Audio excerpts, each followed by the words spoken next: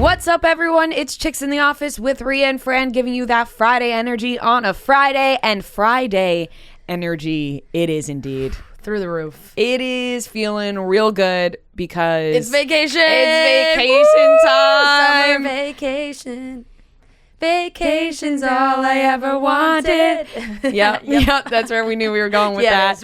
Or it took us a second, and then we were like, wait, which way are we going? And we knew which one. Yep. But it is vacation time. We have off all next week, so there will be no episodes. We'll be back on Monday the 19th. Nope, the 12th. Monday the 12th. Holy shit. I was like, you just gave us 2 weeks off, but okay. No. Monday we're back the 12th. Monday the 12th. So we just all won't next have week. trivia. We won't have trivia, but we're going to move past that. We are off all next week. The Barstool office is closed. We get this week off every single year. The only 2 weeks we get off is this upcoming week and then the week after Christmas and New Year's Eve. So everybody takes full advantage. Yes. Because it's hard to really take off time that's not these 2 weeks. Exactly. So we're super excited.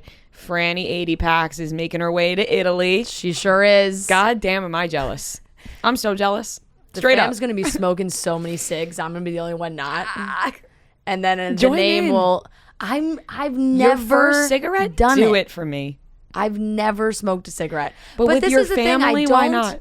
I don't... Yeah, maybe. But it's I was like that for a while. The physical act of smoking is what I don't... Regardless of what it is. Like joints, cigarettes, like... the physical act of smoking is what bothers me. It's not like what's the inside. Just do it to be fake cool. it. Well, don't inhale the cigarette. No, but I can't. Like, it looks so unnatural. I remember when they gave me the fake cigarette and they were all like, "Fran, put that down. You look like I look like a narc." Like, everyone got very uncomfortable. I don't even know how to hold a cigarette. That's how pathetic it is. Everyone got very uncomfortable. You feel cool. You do. Unless you're like, I don't know what to do with you this. just let it flick. I've watched my parents do it for far too long. Yeah. But Italy, it's amazing. I'm excited. It looks unreal already, and that's going to be an amazing time. I mean, please don't send pictures because I'll be upset. No problem. But send them as well. I'm hoping, we say this every single time we have a break or we take some time off from doing the show. We're like, oh, can't wait to, turn our phones off and disconnect. This time I'm doing it. I'm doing it too. Are you? I think I'm really going to do it. I think I'm going to go fully potentially turning my phone off for 2 days.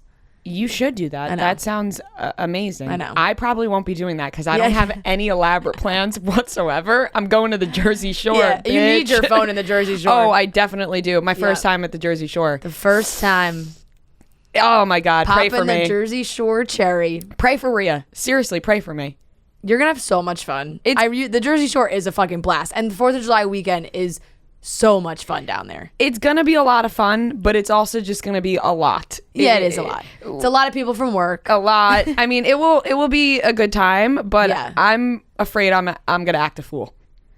In the best way possible. Yeah, in the best way possible. This is the time to act a fool, especially because you come back from the weekend. 4th of July is on a Sunday. So that Monday, we have the whole week. So it's you can just go into hiding for the rest of the week. You have time to hibernate. Yeah, you have it's almost 2 trips in one. It's you get to go to the Jersey Shore, but then go home and just be like, wow, that Jersey Shore weekend. That happened. By the time we all come back to work, everyone's going to forget. Exactly. I realize I'm up to no good when I started kind of daydreaming about me getting drunk and ending up at the tattoo shop getting a lip tattoo that says GTL. I was like, okay, this is heading, because I'm already thinking that way. Yeah. Imagine you get a couple shots in me, a couple drinks. I have no idea where my life is headed on that boardwalk. It's funny because we have talked ourselves so much about the Jersey Shore because I have gone so many times and you've never been, and I have always spent my time being no, there's so many other places. It's not the boardwalk and all those things you see on the show and all those things. There's so many different towns and it spans for so far. There's just so many different places you could go to. And the first time you're going is to fucking Seaside. Okay, here's the thing though. I think we won't be going out in Seaside. We'll be going to because we want to fully embrace for sure the Jersey. We want to act like we are on the show Jersey Shore, obviously, because we all love Jersey Shore. So we're we are fully embracing our trash bagness. Yeah, I mean there is a house That was part of the Barstool vs. America prize. If you guys didn't watch Barstool vs. America, highly recommend. It was like just our own little reality show sponsored by a fellow seltzer that we cannot name. But the show is fantastic. The show was so good, and obviously the prize was this house. Yeah. And even who, you know what I mean? Like it didn't matter who won because everyone was going to go to this house no matter for what. sure. Like for sure. Besides the cash prize. Right. There was a cash prize involved and the house. So. But everyone knew that whoever wins the house, everyone from work is going to end up at that house anyway. And that's exactly what's happening.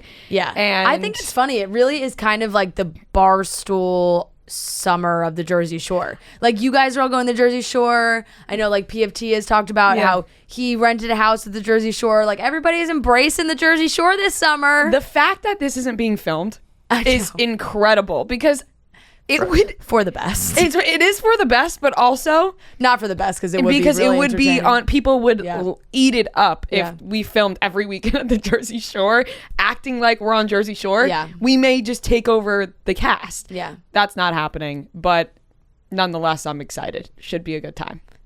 I think you guys are gonna have so much fun.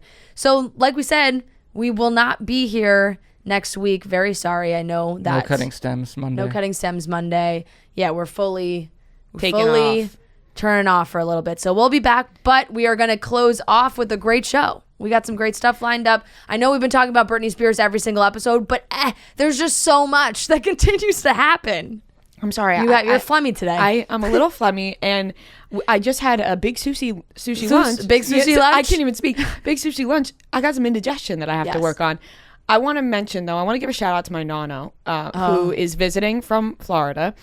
And first of all, we smoke together every night, and it's my favorite thing that we do. This man loves weed, and we get high together every night, and he says ridiculous things, and he is so funny. Last night, I was like, no, let me take a picture of you. And he just stuck the finger out at me, and I posted it on my Instagram story. He's 83 years old. Yeah. I swear to God, the amount of people who were like, there is no way this man is 83 years old. He really doesn't look like he's 83. People were like, he really doesn't. People were like, he's Italian, he smokes weed, let us know. Does he have money too? Like, people were getting thirsty in the DMs I would have for guessed, Nano. like, if I just saw that, like, mid-60s maybe. Yeah, that would have been my guess. I think the facial hair hair that would be my guess helps. also. He has a goatee right now. Yeah. Yeah, I mean, that's... the only other time I've ever seen him was the, like, what's it called, picture?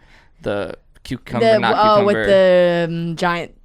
What is it called? The squash, the zucchini, it's the Italian name for it. Now I'm blanking on it. Yeah. I'm going to get in trouble. I don't know. Shit. Gagoots. No. Yes, it is. I know for a fact. I feel like it was a longer name. No, Gagootsa. Yeah, that's what it was. It was? Gagoots, yep. Yeah, that's the name of it. It's the slang term, really, for it. Right, exactly. But it's been a pleasure having him, and I just want to say all your DMs are cracking me up. Like, people he also want has like great skin. He has great skin, and it's because he is so active every day. Yeah. He plays he plays tennis every day in Florida, but now he came home, was playing tennis every day here. He's walking constantly, smoking weed. Look, we always joke about setting him up with my grandma. My grandma is also extremely active. They're around the same age. You know, my grandma golfs like every day, but I truly think Nono's too much of a player for Mima. Listen, Nono is too much of a player. I think I'd be a bad granddaughter. Nono is too much of a player because listen to this. He's not settling down. No, he's not settling down. He's got multiple girlfriends, I think. Life. Yeah, he was. Yeah, I mean, exactly. R.I.P. to my grandmother, Betty. Love you, miss you. Anyways, my Nono like has this. I wouldn't say girlfriend specifically, but a girl that he has been hanging out with for multiple years now. Okay, they went out to eat together, and my Nono commented on another girl's boobs to the woman he was with. He said, "Oh, she's got great boobs." Because with my grandma, bonk, no, literally bonk, horny jail, no, horny jail, no. Because with my grandma, they just, he would say that, and my grandma would laugh and be like, "She does have great tits." Like that's just the way they were. Yeah. So he said once that you're in a relationship for long enough, it works. But in something new, it doesn't work. When you're in a relationship long enough, you start appreciating everyone together. Yep. This wasn't working for her, and she's mad, and he does not understand why she's mad. And we're like, no, you cannot be commenting on another woman's boobs to your girlfriend who's not really your girlfriend. It's not going to work out. No. So Nono is a little bit of a player for me, Ma, but they would be maybe a fun night. Ew. Let's get on with the show. Terrible. Let's get on with the show. Yep. Please. Let's get on with the show. Anyways, we'll be talking about Britney Spears. Again, like we said, a lot to catch up on. We will also be talking about the loan drama. PPP loans. The PPP loans, the drama with the Bachelor people. Yep. They're in some hot water with that. And we will also be talking about this week's episode of Real Housewives of Beverly Hills. Erica Jane, Lisa Rinna talking about Scott Disick and Amelia Gray. And we have a great interview with Charly Jordan, TikTok star, model, DJ. She's doing it all. And YouTuber. No trivia. So let's get into it, starting off with Britney Spears. If you're struggling to find that great pair of sunglasses this summer, we have the answer for you. It's sunglass season. You need variety. You need options. You know, beach sunglasses, going out sunglasses, day sunglasses. You can find them all at Nectar. There are new go-tos. Nectar sunglasses hails from the East Coast. It just hits home with us. We love the style. We love the tortoise shell, the frames, the lenses. They're the perfect summer shades for every occasion. They also have a lifetime warranty, which is amazing. They cover you if absolutely anything happens. I remember there was a summer that I was swimming in the ocean and I forgot I had my sunglasses on the top of my head and I went under, gone. Goodbye. Couldn't find them. Water's dark. You never see them. R.I.P. I know. But with your Nectar sunglasses, doesn't matter. You Don't can just fret. tell them you'll get another pair. So there you go. It's amazing. So if you're tired of wearing the same styles as everyone else, you want to spice it up, try something new, go to Nectar sunglasses. They're stylish, polarized. They start at only $50. Rhea has been wearing her Luray shades with the malt tortoise frame. Yep. If you watched our episode from Monday, she had them on. They're my hangover sunglasses. They're great sunglasses. We kind of share them a little bit. I had them on before. They're really nice. They have a great lens that you feel like everything. You're just very protected. I got my blue light glasses on right now. They also make blue light glasses. Looking mighty fine. Just saying. So, Looking if you're mighty fine. in the market for some blue light glasses, Nectar has you there. Also, they offer all shoppers free shipping, lifetime warranty. They're giving our listeners 25% off. We love our Nectar sunglasses, so make sure to visit nectarsunglasses.com/CITO to get your own today. That's nectarsunglasses.com/CITO. Obviously, a lot has happened in the past week with Britney Spears. We heard all about her court hearing, and then everyone was wondering what is happening with all the Jamies. We talked about that last episode. Jamie Lynn Spears then got on her story on Monday, and I'll be honest, let's play it. Hey everybody, I just want to take a second to address a few things. The only reason I haven't before is because I felt like until my sister was able to speak for herself and say what she felt she needed to say publicly, that it wasn't my place and it wasn't the right thing to do. But now that she's very clearly spoken and said what she needed to say, I feel like I can follow her lead and say what I feel I need to say. I think it's extremely clear that since the day I was born, I've only loved, adored, and supported my sister. I mean, this is my freaking big sister before any of this bullshit. I don't care if she wants to run away to a rainforest and have a zillion babies in the middle of nowhere, or if she wants to come back and dominate the world the way she has so many times before. Because I have nothing to gain or lose either way. This situation does not affect me either way, because I am only her sister who is only concerned about her happiness. I've made a very conscious choice in my life to only participate in her life as her sister, as an aunt to those boys. Maybe I didn't support her the way the public would like me to, with a hashtag on a public platform, but I can assure you that I've supported my sister long before there was a hashtag, and I'll support her long after. Note that. I mean, I've worked since I was 9 years old. I've paid my own freaking bills since I was 10 years old. Not that I owe the public anything, because my sister knows I love and support her. And that's the only person I owe anything to. I'm not my family. I am my own person. I'm speaking for myself. I'm so proud of her for using her voice. I'm so proud of her for requesting new counsel like I told her to do many years ago. Oh, not on a big public platform, but just in a personal conversation between two sisters. So I'm very proud that she's taken that step. If ending the conservatorship, if flying to Mars, or whatever the hell else she wants to do to be happy,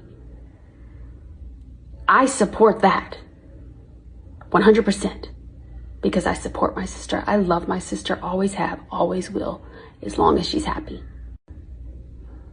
So, let's keep praying.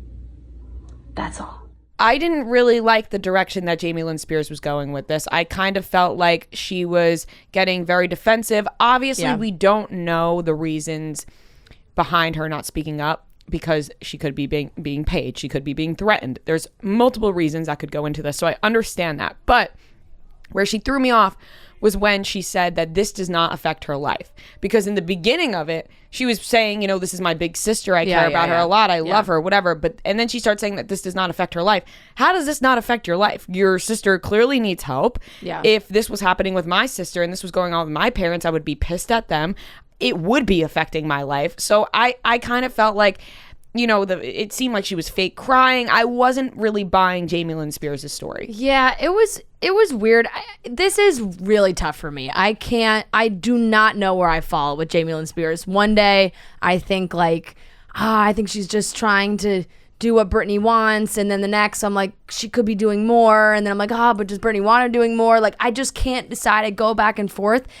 I feel like because Britney did not speak about this for so long, that it always made sense that Jamie Lynn didn't, because it was like, well, I'm not going to speak for my sister, and the whole deal. And the way that Britney explained it with, saying she didn't think people would believe her and things like that, it would make sense then if Jamie Lynn had said like, oh, I'm going to share this or whatever, and Britney was like, oh, please don't, something like that. But it feels like that didn't happen. But she just kind of like, if that was the case and Britney then spoke and then a couple days later Jamie Lynn speaks and it's like, okay, well now I'm speaking because Britney just did. Now I can do it. I couldn't do it before. I don't know. It was like a few days late. It was like many days had passed at that point since Britney had spoken up at the hearing. So it's all a little shady. There was a TikTok going around that went viral about Jamie Lynn's involvement just money-wise when it comes to a specific trust that was made for Britney's kids that Jamie Lynn in 2018, I believe, was put in charge of. And then like the just lawyer situation, like it all is very complicated and very deep, but it does feel like everybody has had their grubby paws involved in some way. And now it's just a fucking finger game. Everyone's just like pointing their fingers at other people and saying, this is, oh no, that's their fault. No, this is his fault. Oh, that's her fault. It's like nobody, so it just continues to do that way. It's like all these people coming out and being like, I knew this about Britney for so long, and pointing fingers, and then that person's like, no, it was actually this person, and it's been dragging on. I think the only person that is innocent in all of this is Britney Spears. Yeah. Even the problems that she may have had in the past, that does not make her subject to what's going on right now. It seems like a lot of people have had their hands on her life, and she's had really no control because there's a billion people telling her what to do at all times. And I think that they're all involved. I think they all know stuff, obviously, that we don't know. I think Jamie Lynn knows stuff. I think her husband Jamie knows stuff. Jamie Spears knows stuff. Lynn Spears. They all know something shady, and what they're doing is shady. And Jamie Lynn lost me with the cat stuff, with the multiple cats. I don't want to get back into it because people are pissed about that, and they said it's not her fault. But once you get multiple cats running over multiple cats because of her Tesla, it becomes your problem. Yeah, One cat, maybe it's the Tesla. 2 cats, maybe the Tesla. 3 cats, it's you. So I'm not really buying what Jamie Lynn Spears is putting out there. Of course, there are other things that could go into this. Like you said, her not speaking because Britney didn't speak. Yes, that would make sense because if Jamie Lynn opened her mouth, then Britney would had to have opened her mouth. So yes, Britney had to speak first. But it seems like behind the scenes, we don't know much. But it doesn't seem like Jamie Lynn was trying to do anything back there. Maybe she was profiting off of it. It came off extremely defensive. It came off in a way that she felt she needed to respond because people were calling her out, and less of like genuine care for Britney and more being like yelling at the assholes. Yeah, that you are had calling her Christina out, Aguilera giving a more genuine post about Britney Spears than her own sister. Yeah. It's that is true. Christina posted a statement that really was maybe like I don't even know. I feel like it was the most well-written statement from a celebrity that we have seen who's been able to speak about this. You know, we've seen other people share Free Britney things on social media or put out statements, but she wrote, "These past few days, I've been thinking about Britney and everything she's going through. It is unacceptable that any woman or human wanting to be in control of their own destiny might not be allowed to live life as they wish. To be silenced, ignored, bullied, or denied support by those close to you is the most depleting, devastating, and demeaning thing imaginable. The harmful mental and emotional damage this can take on a human spirit is nothing to be taken lightly. Every woman must have the right to her own body, her own productive system, her own privacy, her own space, her own healing, and her own happiness. To a woman who has worked under conditions and pressure unimaginable to most, I promise you she deserves all of the freedom possible to live her happiest life. My heart goes out to Britney. She deserves all the true love and support in the world." She also shared a picture of them. It was a very cute photo of them when they were young. And she basically she hit all the points. Obviously, one of the saddest things to me is that Britney doesn't have control of her own body. She can't go to the doctor. She's not in control if she can have kids. She has an IUD in you, which can be very dangerous if you don't get that checked. You're supposed to get that checked every year. So it's like, it's pretty disgusting. Not even pretty. It's very disgusting that this is happening. And on top of that, now the judge has denied the request for Jamie Spears to be taken off the conservatorship. Yeah. It's still going to be split 50-50. So he gets the 50% of that. He's still in control of that. But apparently that is different from what is now happening. What Britney's just trying to end the conservatorship as a whole. Yeah. But I'm worried because if the judge is denying Jamie being taken off the conservatorship, what makes anybody think she's just going to end it as a whole? For sure. It's very scary to think about. How can you hear everything that she said? Especially that, like, the doctor thing, I think that stood out to everybody the most. Like, that is fucked up to not let somebody go to the doctor and check on their own body. It's so fucked up. How is this happening? The judge, this woman, Brenda Penny, she... And as a woman, too, it's just crazy. So she basically, this week, it was like denied the petition to completely remove Jamie Spears, which they filed in the end of like 2020. And so that's been what was that's what was going on. We've been talking about from the beginning, and that's when it did feel like it was moving in the right direction because she split it 50-50 between Jamie and the Bessemer Trust. It's staying that way.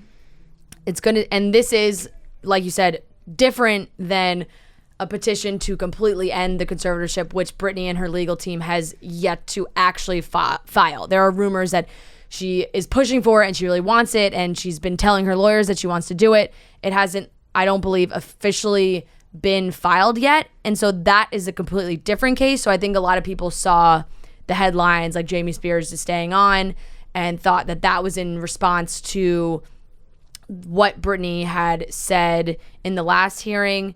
And it's all kind of just getting very confusing at this point. It's the same thing what we were saying, that is this lawyer even the guy that has her best interest at heart? It seems like maybe not.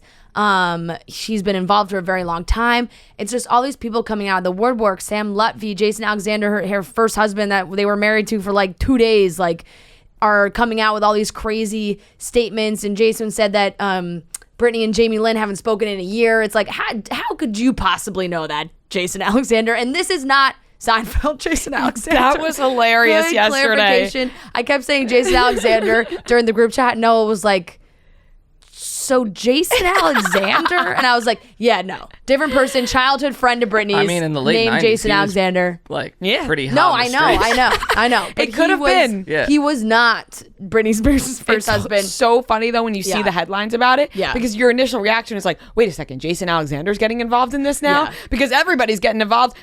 I wouldn't be shocked if the real Jason Alexander got involved know. in this. I And was like, wouldn't I was either. around in the 90s. If he just like wears a Free Britney t-shirt or something. Like Needs to happen. It's, so these guys are, Sam Lutfi is tweeting and posting, and he's the guy, if you don't remember, like around 2008, 2007, 2008, when the biggest problems with Britney were happening, that he was, the guy that her family was blaming a lot of the problems on, saying, oh, he's bad news, a bad influence, all these things, and that's why they needed to take control. And now he's saying, wow, now everyone kind of knows the truth, that it wasn't me, it was them. And there's all these old clips resurfacing of him talking back then and being like, yeah, it's pretty sad when she doesn't have, the ability to do these things on her own. And looking back, it's crazy to hear him say it now. Do we trust Sam Lutfi? I don't know. He's had a lot of issues. I don't trust any of these guys. I don't trust He's any had of the problems guys. with Courtney Love. They were in a battle for a while. I don't trust any of these guys involved in Britney Spears' No, life. I know. I think too many men are trying to handle Britney Spears' life, and it's know. very sad to see. I know. A lot of the Britney fan accounts shared that now they believe that like Jamie Spears and TMZ Harvey have been like in cahoots for all these years. That made and me that all disgusted. that all like the terrible TMZ stories that would come out about Britney, like a lot of it came from Jamie. And even just this week, a TMZ story came out about Jamie. He hasn't even spoken to Britney in a year, and he's not allowed to see her, and he's looking out for her best interest. And he actually starts pointing the fingers at Jodie Montgomery, the woman who was appointed to help in the conservatorship, saying this is actually all her, and he's not involved. And like I said before, it's everybody just pointing at each other, and there's no firm answers. All we know is we hope that Britney's enjoying her time in Hawaii. All the fans thought maybe she wasn't even in Hawaii. They were like, oh, these look like posts from last year that Britney, they're just resurfacing. Run. Go to Hawaii Crazy. and run and hide. Get out of here. I hope she doesn't leave Hawaii. And then the last thing I wanted to share about this too is Iggy Azalea posted on Twitter, which she worked with Britney in the later years, 2015, around the time when Britney was working heavily and doing so much stuff, and that, Britney and Iggy had that collab. And she tweeted out saying, it's basic human decency to, at the very least, remove a person Britney has identified as abusive from her life. This should be illegal. During the time we worked together in 2015, I personally witnessed the same behavior Britney detailed in regards to her father last week. And I just want to back her up and tell the world that she is not exaggerating or lying. I saw her restricted from even the most bizarre and trivial things, like how many sodas she was allowed to drink. Was that even necessary? Her father conveniently waited until literally moments before our BMA's performance when I was backstage in the dressing room and told me if I did not sign an NDA, he would not allow me on stage. The way he went about getting me to sign a contract sounded similar to the tactics Britney spoke about last week in regards to her Las Vegas show. Jamie Spears has a habit of making people sign documents while under duress, it seems. And Britney Spears should not be forced to coexist with that man when she's made it clear it is negatively impacting her mental health. This is not right at all.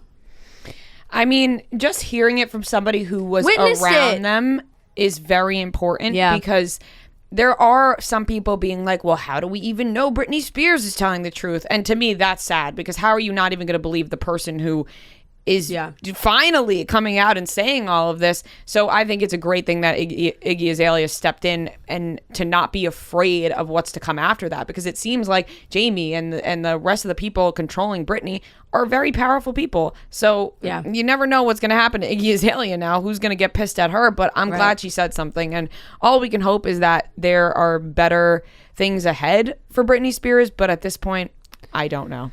Yeah, it's hard to kind of be hopeful about it when you just kind of keep seeing these things where it feels like nothing is changing. And if we just continue to wait weeks and weeks here and they continue to not file the petition to end it, it's going to drag it out even more. And like they said, when Britney spoke, if they can file, and then a family member can say, you know, she's not qualified for this, and then the whole thing goes into a whole different process. So it's going to be a long road, and we're just going to keep hearing about it because the media absolutely freaked out after Britney actually spoke out. So now everybody has their 2 cents that they want to put in. A lot of talk this week about PPP loans and Bachelor Nation. 2 things I did not think we would be combining, but those sleuths over on the Bachelor Reddit did some serious digging and found out that Tayshia, Ari and Lauren, Colt and Dale all filed for PPP loans during the pandemic. They all got them. Each of their loans were around $20,000. Colton's was a little bit less, I think around 11-ish. And everybody freaked out about this. I think that it's continued to be that way when we saw big corporations apply for PPP loans and get them. You know, the Lakers, you know, gave money back. I think they talked about this with Tom Brady, Kanye, all these things where the system has massive holes and the program failed so many actual small businesses, and yet these people are getting these loans successfully, and that obviously blew up. We've gotten some responses from people. You know, Tayshia had her representative put out a statement saying that she used that loan to hire an employee. Not and it was good. a previously unemployed person, and then it hired that employee and then used the money to keep her on as whatever that person's role was. And then when when the loan ran out, she continued to pay the person. To me, that screams, I didn't want to spend my own Instagram ad money on Paying an employee. For paying an employee, so I'm going to get a loan to pay for the employee. Yeah, and it's kind of messed up because people get a lot of money for Instagram ads. Yeah. You do a swipe up. I mean, it's insane. Yeah. So to me, that just seems like it was a selfish move. Yeah, and Nick Viall really got involved in this on Twitter, on TikTok. He had a lot to say about it, and people were mad. People were agreeing with him. He went back and forth with Chris Randone about this on Twitter. Chris Randone being like, don't get mad at the actual people, get mad at the system, get mad at the government. Nick Viall's like, yeah, we can get mad at both. Like, because Chris Randone was basically saying that, like, we don't know the actual financial situation for some of these people.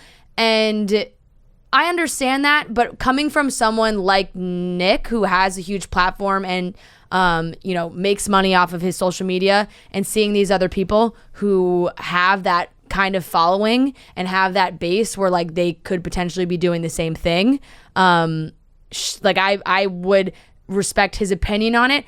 I want to play his TikTok because I feel like his opinion I just kind of completely agree with. Let's talk about the PPP loan drama going on in Bachelor Nation. So for those of you who don't know, the PPP program was a government program set up in the early days of COVID to help small businesses survive the tragedies of COVID. Small businesses like, you know, restaurants and mom and pop shops and things like that, right?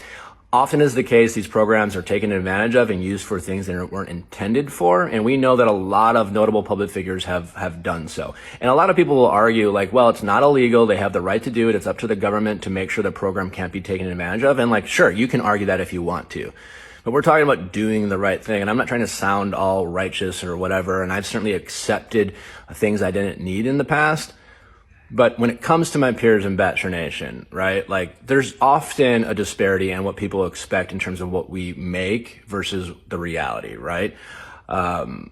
That is true. And we don't know everyone's situation. But I am familiar with a lot of my peers' situation in the sense that many of us are often, especially those of us who have been given the opportunity to be leads, are given incredible opportunities and privilege when it comes to earning potential, unique opportunities. And that doesn't take anything away from the hard work we might put into our careers, whether it's our podcast or whether it's hosting or acting or whatever it is. But we nonetheless are given insane amount of opportunities that we didn't have before as a result of being on the show. And we talk about using our platforms for good and having good character and being influencers. And I'm assuming if you're going to be an influencer, you're going to use that influence for the right thing, right? To be a good example. And people talk about having good character and good character is doing the right thing when people aren't looking. And I can't imagine any of these people thought anyone would look. Let's be honest, right? These programs weren't intended for people to say, oh, no, I can hire an assistant or, use it on whatever they want for their business, or hire new people. Like, I have 2 businesses, I have employees, I pay out of my own pocket. And it just felt wrong for me to apply any of my businesses for this because it's not what it was intended for. So did anyone do anything illegal? No, they absolutely didn't. But if you're going to take public funds, right, if you're going to have a public platform, you're going to be open to public criticism. And people can debate whether it was their right to do it or not. I'm not debating that. But it's just semantics to pretend it wasn't shitty or it wasn't the wrong thing to do, even if it means that they were savvy.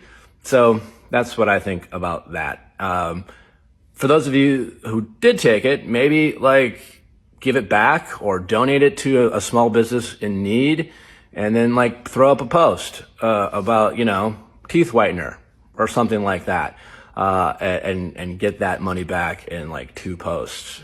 So do what it's intended for. Shout out Nikki V. This guy's always speaking facts. Is it a hot take for me to say that if you have an assistant or need an assistant, you have enough money to pay the assistant? Right? Yeah, if you are doing like that Nick much, said, throw up 2 posts about teeth whitening and you're good boom, to go. you're good. If you have an assistant, you are working a lot. Yeah. No? So that means you would be getting money. You would. That's why I'm confused about this whole thing. But I think you're right. I think Nikki V, which I gotta stop calling him Nikki V, explained it in the best way possible. I think you'd be mad at both parties here. And it's same with Jason Tartick. He had said that he could have applied, but because all those speaking events and in-person events, all those things, they lost money from not being able to do those things. But those things went down.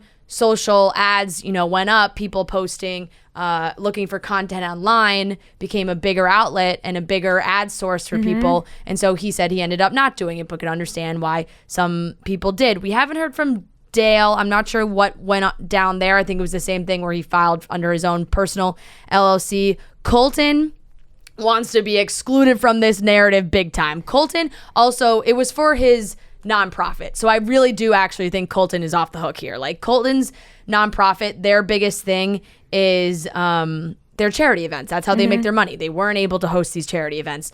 And he posted on his story saying, my nonprofit filed for a PPP because we canceled our charity events for the year. We help people we help people live with cystic fibrosis. I don't make a dime for my nonprofit. Please stop lumping me in with The Bachelor. I don't fuck with them anymore. They don't fuck with me, point blank. Oh, okay, then go off, Colton. Go off, Colton. But I actually that makes a lot of sense to me. They did cancel. It was under his nonprofit, and you got to be a pretty shitty person to be taking money from your own nonprofit. So right. What does he mean they don't fuck with him? They all supported him recently when he came out. Well, maybe he's just talking about the actual the behind the scenes franchise. Yeah. Is this also another hot take, but maybe not so hot? I think there were a lot of people who struggled during the pandemic, are still struggling to this day. A lot of small businesses. Yeah. Content creators are not the people to be worried about during this time because, like you said, there was a demand for online content in all ways, shape, or form because all people were doing were going on their phones, sitting at home, going on YouTube. I started watching YouTube on my TV for the first time during that time, and now I don't stop. There was a demand for that, and now it's continued on that path. So I feel like they're not the people that anybody should feel bad for or feel like they missed out on money. Yeah. Yes, of course, some were struggling. I'm not going to take that away. It could be hard. It's completely a case by case basis, but when it comes to these Bachelor people, it's hard to be like, it's hard to I felt imagine bad for them that during the pandemic. It's hard to imagine that they needed a $20,000 It's like saying we loan. were like, feel bad. We were perfectly okay because we were able to create the podcast and put things we have out. To pay Noah. It just is a bit crazy. I mean, Ari and Lauren filed for a PPP under their LLC, Ari's LLC, which is called Instagram Husband LLC. I would also like to say that Ari and Lauren just bought a second home in Hawaii. If you're buying a second home in Hawaii, sell the fucking house in Hawaii. Then, that's I just don't feel bad. They also said they had employees to pay and things like that. It's okay, but this is where Nick's argument comes in too. It's like, yeah, understandable. You like if you want to go, if you just buy like what is allowed, what is legal. Yes, they can do that, and yes, it happened. Do like the morality of it is where you're like, maybe they didn't necessarily need to do that, but of course, like they said, and like Chris Randone was saying also. The system, that's how it was working, and people took advantage of that. And who do we be mad at? The people who took advantage of it, or the tippy top, the fact that was even allowed in the first place. Right. I think it's both. It's like, all right, like, okay, well, they got their money, and that's that. Yeah. But is it the right thing to do? Yeah. Not probably really. Not. Probably not. And like I said, and I said it before, it's the case by case basis as well, though. I don't want to just write Absolutely. everyone off and act like everyone has a bunch of money, because you don't know. But at the same time, you can kind of get a gist when you look at their actions on social media. Look at the followers they have. Look at the numbers that the followers they have on their children's accounts. It's like they can make money in a drop of a hat. Yeah. So that really blew up, and like we said, I think Nick did a great job talking about it, and I know it'll blow over. People won't care about this in a week. But man, that Bachelorette, they're always digging. They are relentless. So we finally know how Lisa Rinna feels about her daughter Amelia's relationship with Scott Disick. It aired this week on Beverly Hills Housewives. Yeah. Lisa Rinna said, she was shocked by this news. She wasn't thrilled about it. Didn't love it because of the age difference, of course. Raised some eyebrows. She gave her classic, he's 37 with 3 kids. Hello. Yeah. I mean, I love Lisa Rinna's reactions, but where I thought it got crazy was how she mentioned that she would rather these new headlines than the old headlines about Amelia's eating disorders. But I was like, how is this even a conversation?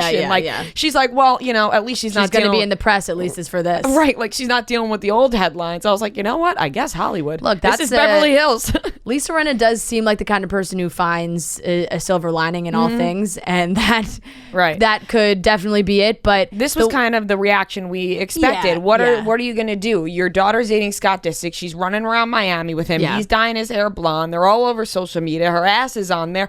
They're in a phase. Both of them. Yeah. Not just Amelia. Scott as well is in a phase.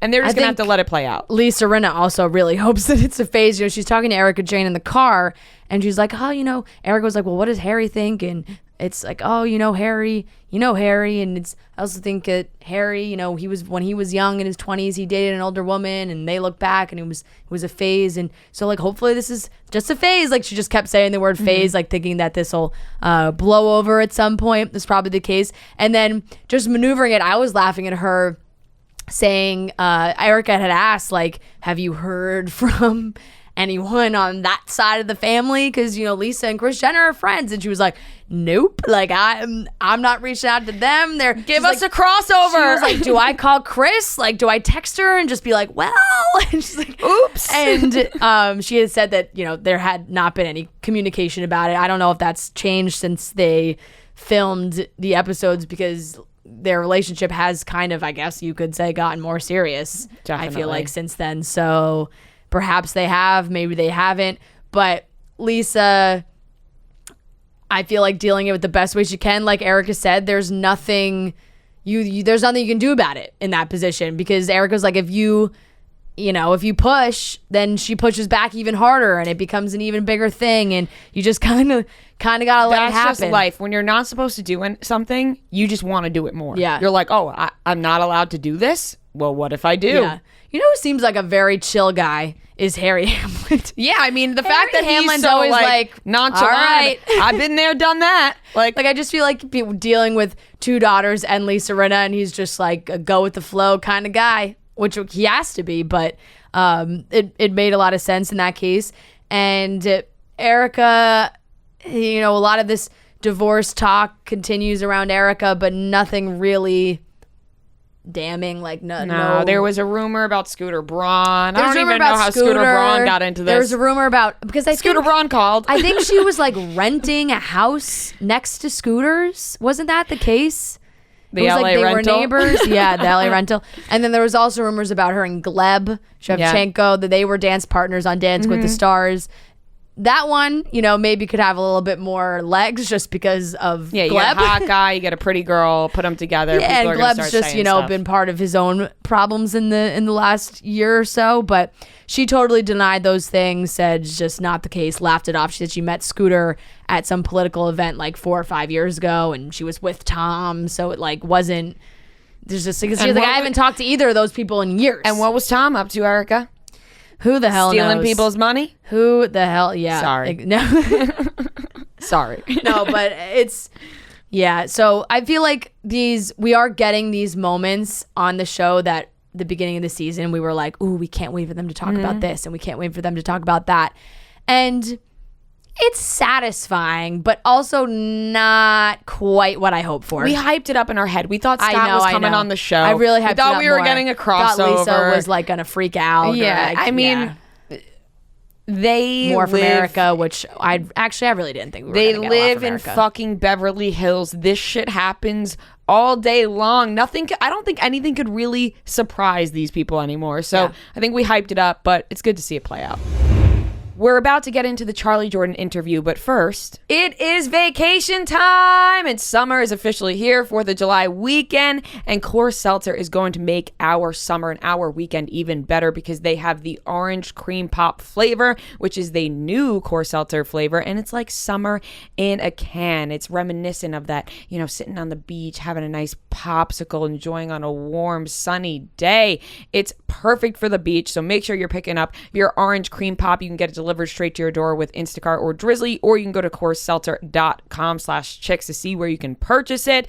It is a Rocky Mountain refreshment now in a hard seltzer brewed in Fort Worth, Texas. Remember to celebrate responsibly. Coors Brewing Company, Fort Worth, Texas. For every 12-pack sold through December 31st, 2021, Coors will purchase services from Change the Course to restore 500 gallons of fresh river water, max 5 billion gallons through 2021. The details are on CoorsSeltzer.com, so go to CoorsSeltzer.com/chicks, see where you can buy the orange cream pop. Enjoy your summer, people, and make sure to tag at Coors Light in your post of you drinking it.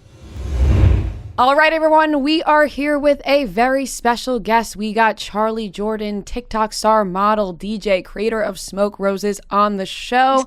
We are so excited to have you. Welcome. Thank you so much for having me. I've watched your guys' show for a long time, so it's nice to finally be able to be a part of it.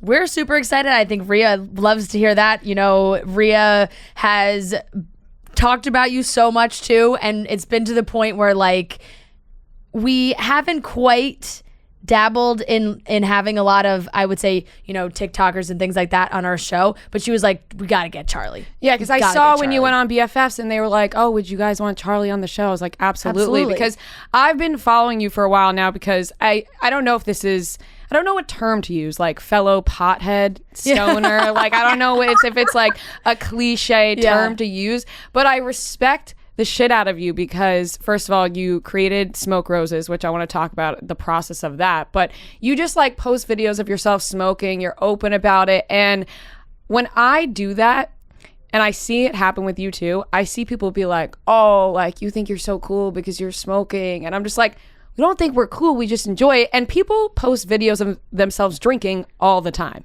All the time. Yeah, I think that at first I was super hesitant to post about it just in general because it is more of like a taboo thing, but it's just part of who I am, and I feel like it's always really important to be authentic, your most authentic self, and just be honest with people. So it's so funny. have you guys had Tana on here? No, we have not. She's hard to track down. Yeah, she's very hard to track down. I will agree with you on that. But it's so funny. So her and I actually went to high school together, and I remember DMing her when I was 18, being like, I'm like, how do you post about weed? I was like, how do you post about weed and not get like arrested? I'm like, what is going on? And so I kind of asked her, and she was like, honestly, like, I just don't really care. And I was like, okay. I was like, that's a good answer. That's a good answer. And then, so many people kind of advised me against it. And when I did start posting about it and started being open about it, the response that I got from it was overwhelmingly positive. There are definitely people that, are like, smoking is not cool, whatever. But it's usually like, even when you read those comments, you can tell that it's like a 13-year-old that's typing it. Right. And you're like, just wait like 2 years.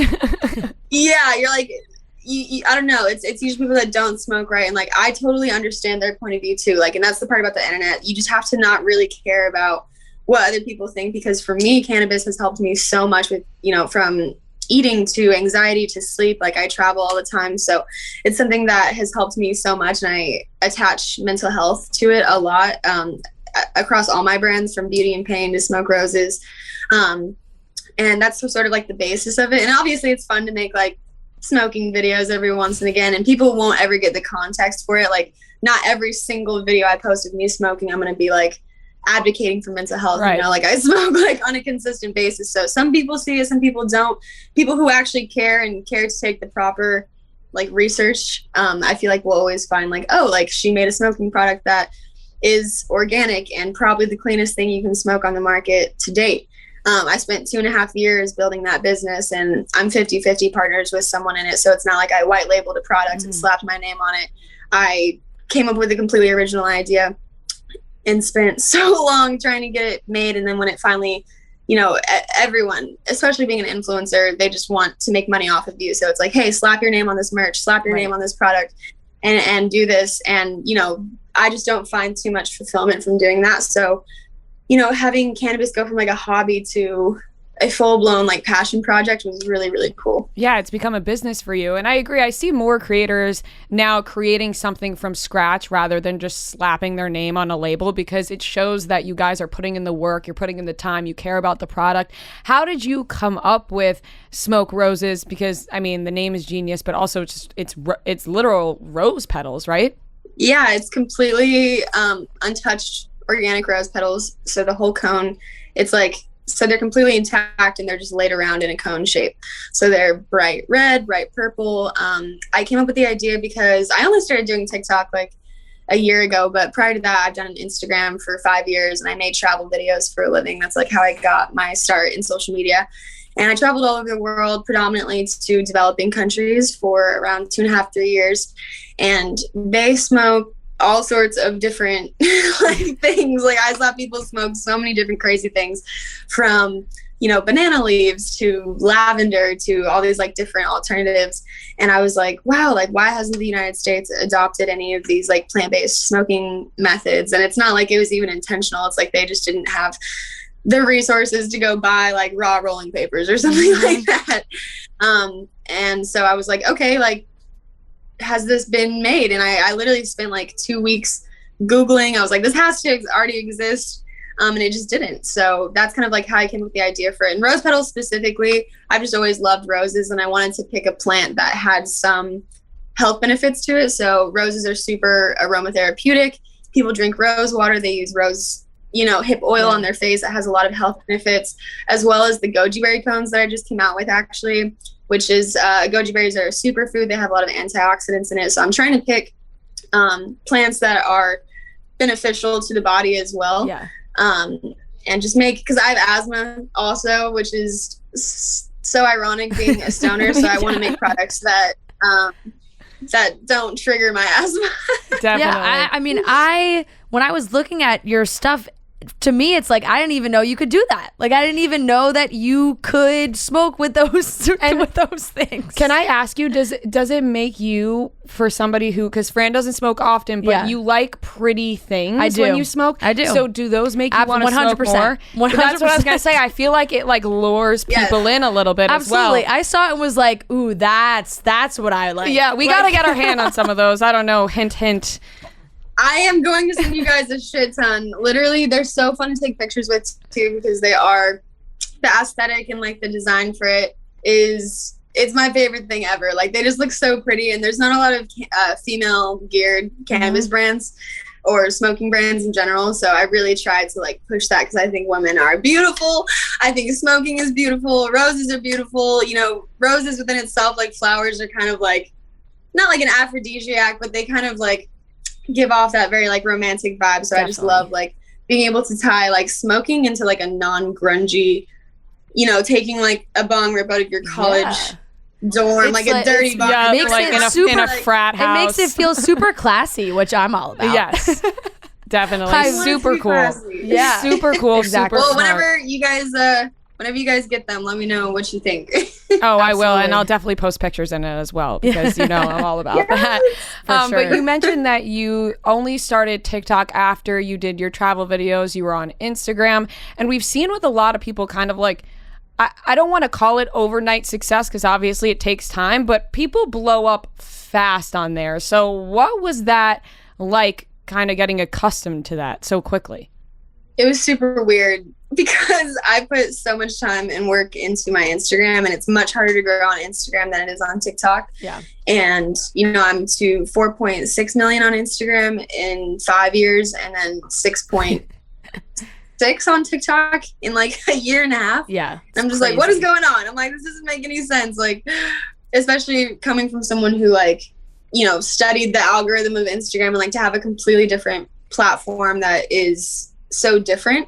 I actually really liked it because TikTok was a bit more decentralized, like the For You page, like how it serves you random people's videos. Like on Instagram, I kind of only see the people that I follow versus TikTok, where you're just getting served like people from all over the world, different everything, cultures, ethnicities, belief systems, the whole mental health side of TikTok. Like I feel like it also brought this whole new beauty standard in, which was really cool because Instagram was very like model, like skinny blonde, like we love Alexis Ren, but that was the vibe right. forever ago. And now it's like you have your Addison Rays and Sienna Mays, and I absolutely love the more curvy, outgoing, personality based side of women on TikTok versus just like Instagram model. Yeah. And it's given people, like, there weren't too many quote unquote Instagram models that carried over into TikTok, if you really think about it.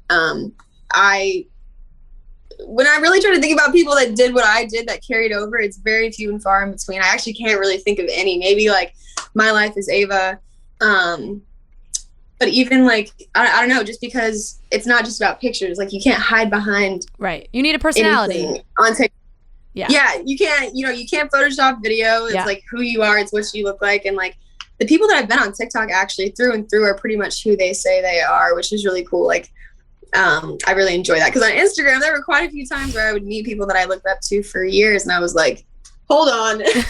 Right, because you have no idea what you're getting at all. Yeah, I'm like, you don't look like, you don't sound like, you don't feel like anything that you just put out. Like, I'm so confused.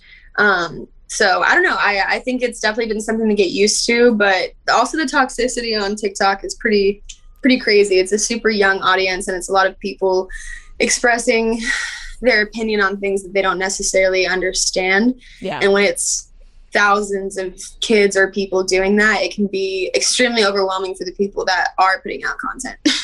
Yeah, TikTok is, we've talked about it, feels like sometimes like you can grow and blow up so fast, but it can be so volatile sometimes, like just the things that kids attach to and blow up in the comment section, in the comments, and all of a sudden it's this whole big thing. Like, how have you dealt with kind of backlash from TikTok compared to, doing Instagram for so long and not having it really be a problem?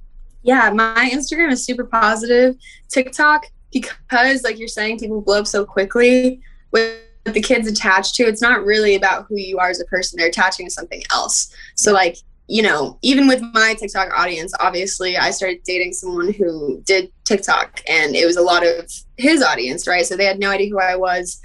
There are so many people who will come onto my TikTok and they're like, oh, she's just a TikToker. Like literally people who follow me on TikTok think that that's all I do. Yeah. It's hilarious. I'm like, if you just did a little bit of research, like you would see that I've been doing this for a year. People will call me like a TikToker when that is like actually what I put the least amount of time into, which is so funny to me. But yeah, they attach onto something super quick, and the controversy, like honestly, I've just learned to ignore it because those people really don't know the situation or know anything about you. So I think it's important to address those situations and clear the air for people, but to not get emotionally attached to what people are saying because they really don't have any idea. Like it's pretty crazy looking at comment threads of people speculating over what's happening and all of it being incorrect. I'm like, you realize that you're wasting like hours of your life talking about someone or something that you have no idea about, and you're just speculating on it. And some people may enjoy that, but I definitely don't. And it also moves in waves a lot of the time. Like for weeks at a time, you'll see the comments raving over a certain person, and then one tiny thing happens, and it just is like a mob mentality of people just destroying somebody. It's crazy because I think everyone has to remind themselves, like, it is a lot of young kids who really haven't experienced anything yet, and they just think they see one comment about how they should be acting, and then they take that, which is almost a little scary to think about.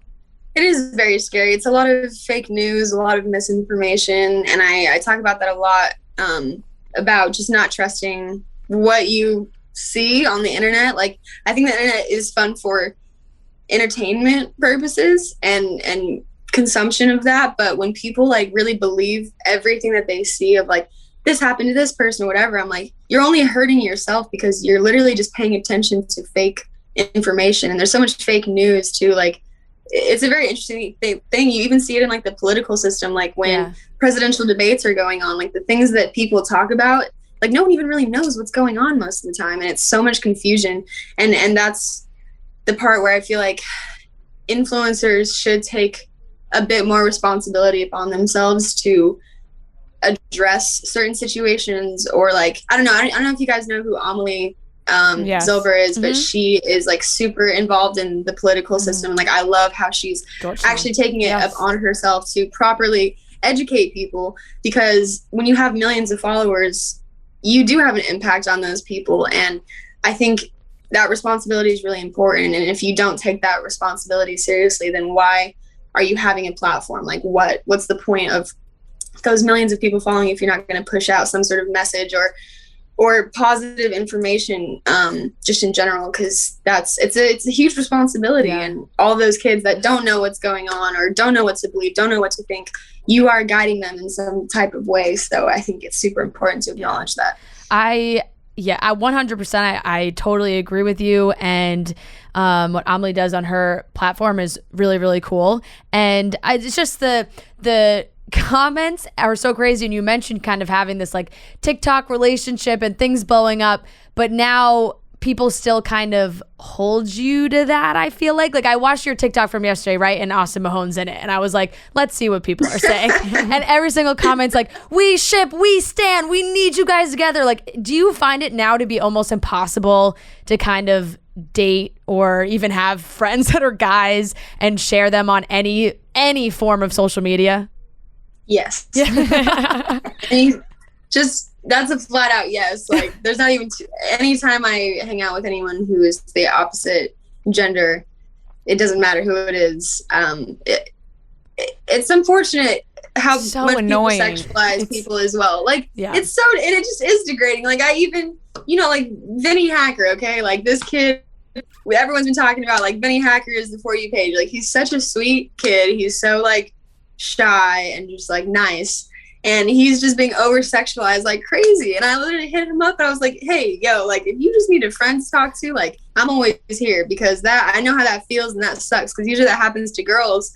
But now I see it happening to guys too. Like, yeah. And I'm just like, yo, like, I get that people look a type of way, but chill with that, like everything is sexual. Everything. It's like, yeah, like Austin is just a homie,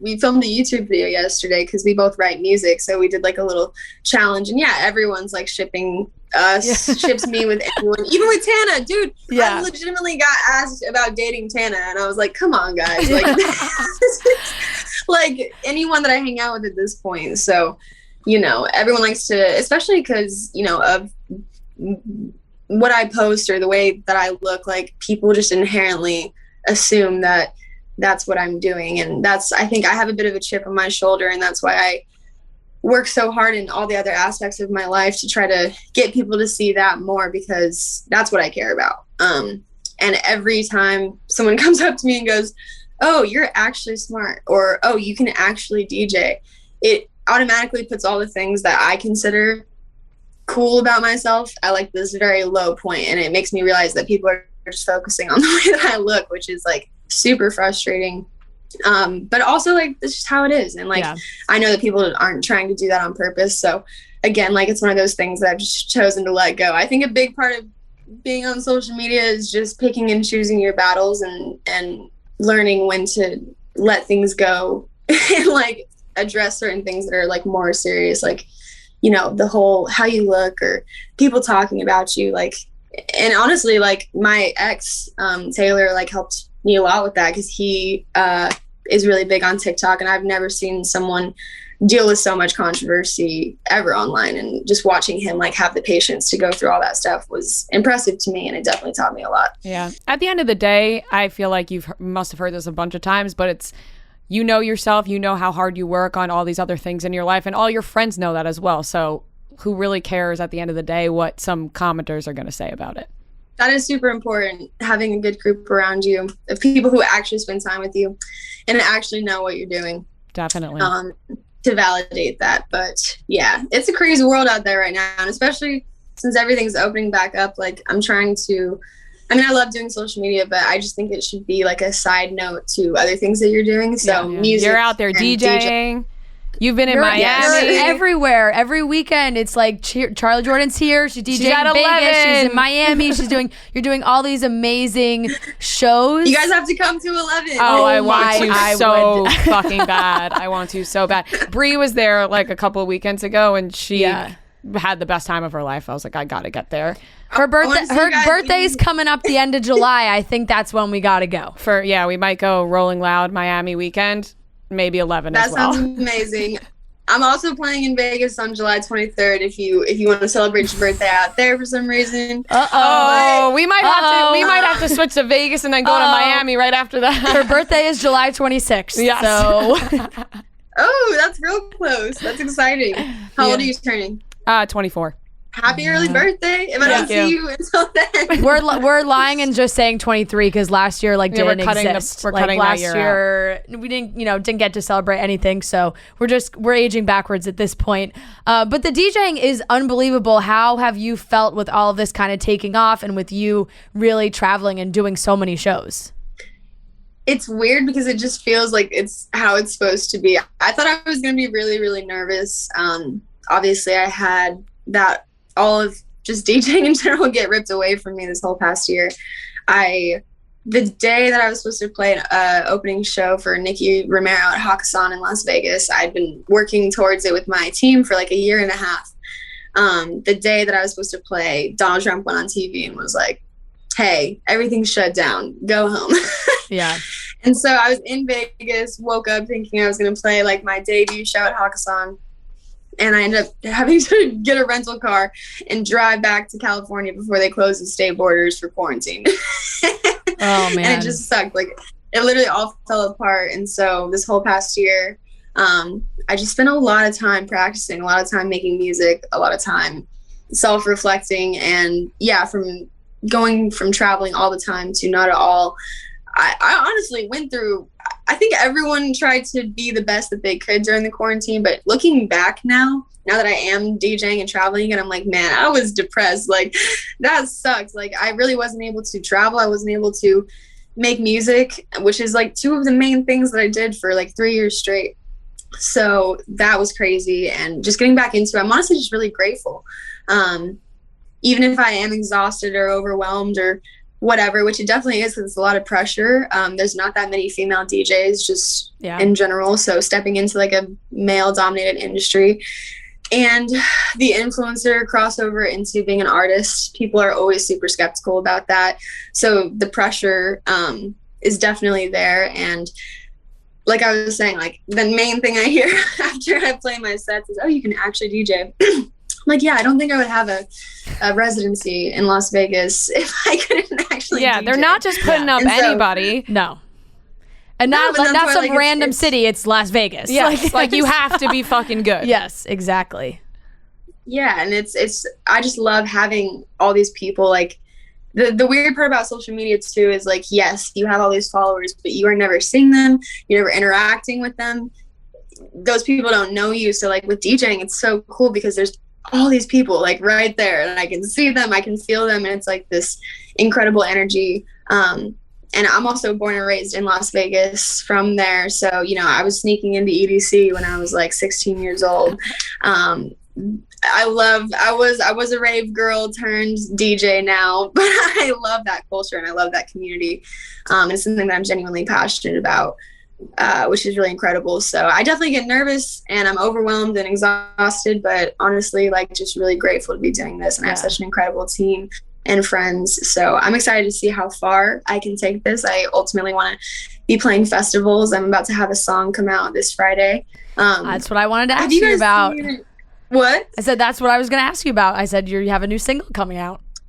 Yes. So I love, like, you know, it's Pride Month this month, and you know, Lady Gaga, you've heard that audio going around TikTok where it's like bus, club, another club, plane. Yeah. So I was like, this audio is great, and it is like a beat. She's like really like going on time to it. So I kind of wanted to play off of that, and I actually made an entire house remix out of that specific audio, just kind of like in honor of Pride Month. I grew up in a super conservative Mormon family and watched so many of my friends struggle with being who they actually were, even still to this day. So being able to make like a fun house song that's also meaningful and has a message behind it. It'll also be releasing on the day that I play like my first residency show in Vegas. So really exciting. That's awesome. Good for you. That's going to go nuts off when on they TikTok. hear that. Yeah, actually, like in real, like I feel like being at that show and hearing you play that, people are going to lose it. They'll have so much fun and obviously I'm so excited. Like recognize it right away. Yeah, that's a genius idea. You're doing amazing things. Thank you so much for coming on the show. We really had a great time talking to you, and we hope that we can meet you in person one day. And we want to try Smoke Roses. Yeah.